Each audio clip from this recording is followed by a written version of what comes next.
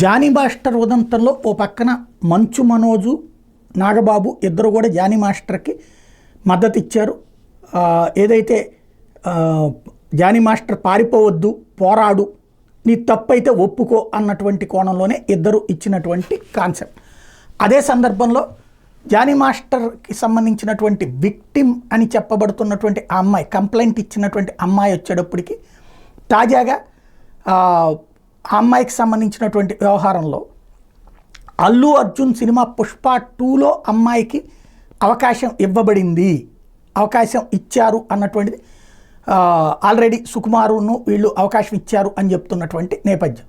అంటే ఇప్పటికే మెగా కుటుంబంలో ఓ పక్కన అల్లు అర్జున్ది మొన్న ఎలక్షన్స్ అప్పటించి, అంతకుముందు ఒకసారి పవన్ కళ్యాణ్ గురించి నేను పదే పదే మాట్లాడను అని చెప్పినందుకు ప్రారంభమైనటువంటి వివాదం, అతన్ని అవాయిడ్ చేయడం, అతన్ని టార్గెట్ చేయడం, ఆ తర్వాత మొన్న ఎలక్షన్స్ ముందు వాళ్ళ నానేమో పవన్ కళ్యాణ్కి వచ్చి మద్దతు ప్రకటిస్తే ఆయనేమో వైసీపీకి సంబంధించినటువంటి అభ్యర్థి వ్యక్తిగత స్నేహం అంటూ వెళ్ళి మద్దతు ఇచ్చినటువంటి నేపథ్యంలో పతాక స్థాయికి చేరడం, రీసెంట్గా జరిగిన పరిణామాలు, వీటన్నిటి మధ్యన ఇప్పుడు ఇది కూడా ఒక వివాదం అవుతుంది. ఎందుకంటే జానీ మాస్టర్ వచ్చేటోడికి పవన్ టీంకి బాగా క్లోజ్గా ఉండేటటువంటి వ్యక్తి కావడంతో ఇది మరొకసారి చర్చకు వస్తుంది.